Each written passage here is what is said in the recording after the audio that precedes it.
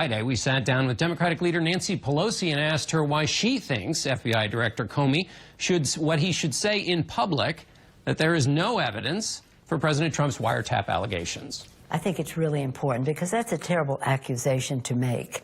And what are they doing but doubling down on it now, quoting sources saying that the president worked with the British intelligence to also spy on the president. Of course, it's not true. So let's just grow up.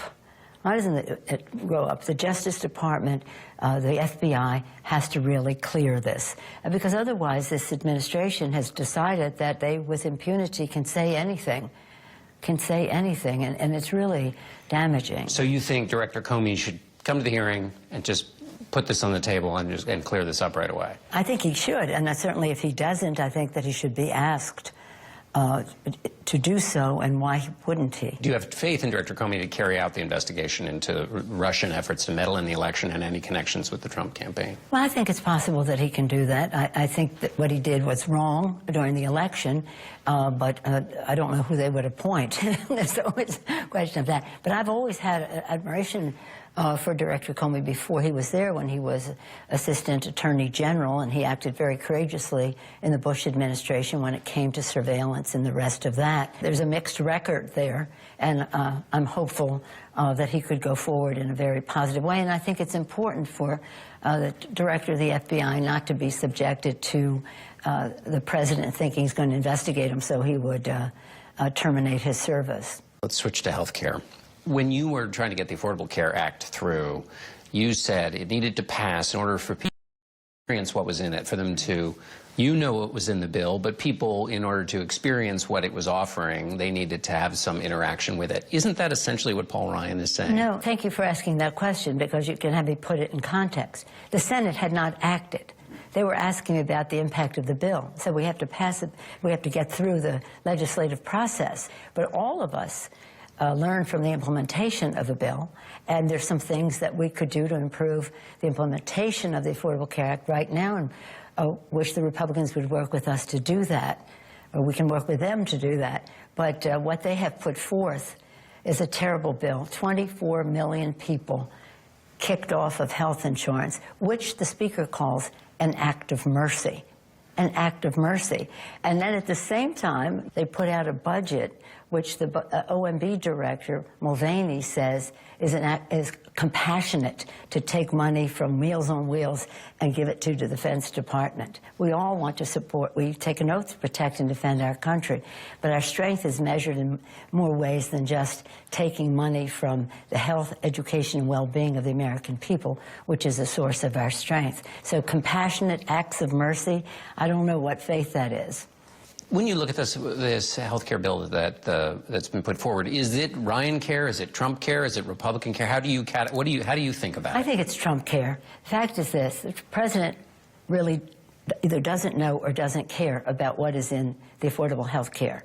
The affordable health care's purpose was to lower cost, expand access, and improve benefits. It has succeeded in all three. It should be respected for what it does. We should judge it for what it doesn't do and work hard to improve it. Some places need improvement because the Republicans obstructed that implementation of it. So when he talks about his bill that takes 4 million people out of health insurance, gives the biggest transfer of wealth in our country's history, $600 billion taken from working-class families in our country, middle class and those who aspire to it, to the top 1%. $600 billion. Robin Hood in reverse. Some people call it Ryan Hood. But this is Trump. The Republicans will find any excuse to pull money up to the high end at the expense of the working class. And what's so strange about it all is many of the people, many of the millions of people who are benefiting from the Affordable Care Act voted for Donald Trump. They live in red areas. That money will be taken from red areas, and many of the people who will be advantaged by the money going to the high end will be in blue areas. How's that? It's so wrong. As you have said, there are issues with the Affordable Care Act. Yes. I mean, there are high premiums, high deductibles. In some places, there's only one insurer. Insurance companies are leaving. Have the Democrats offered something that could meet them halfway, meet Republicans halfway, or to deal with some of those issues? No, it's not a question of halfway. It's like a little bit pregnant. You either have health care or you don't. You know, you either have an agenda that is a public-private partnership or you don't.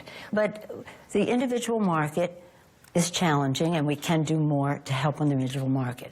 The co-pays and the out-of-pockets, they will go up more under Trump Care. You cannot retain any of the benefits of no existing, pre-existing, no discrimination on pre-existing condition, no lifetime limit to that benefit that people have. Child can stay on your policy until 26. You can't do that unless you have the big pool that the Affordable Care has and you have a mandate. You can't say, I'm going to give you all the goodies, but none of the responsibility. And that's what the president is saying. But I think listening to him very carefully, I respect the office he holds. I respect the people who voted for him. He doesn't know what he's talking about. And when he says death spiral and this and that, he really doesn't know what he's talking about. It's most unfortunate. And so this product is Trump Care. The president says, and he said, if we submitted the Democrats' plan, drawn everything perfect for the Democrats, we wouldn't get one vote from the Democrats. What he's saying essentially is there is such opposition. When he speaks, understand that he's projecting.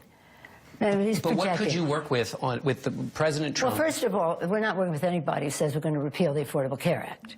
Repeal? No, that's well, then not he's gonna right, happen. Basically. No, he isn't. No, he isn't. He's saying you have to have a bill, and we have something that actually was developed at the Heritage Foundation, a Republican institution, a conservative institution. Romney Care, the individual mandate. the individual mandate. Romney Care in Massachusetts, a Republican governor. So would it have been the bill I would have written? I would have had a public option. I mean, I would have done a different bill. But this was a private sector, market economy piece of legislation that works. It's implemented. So it's rolling something back.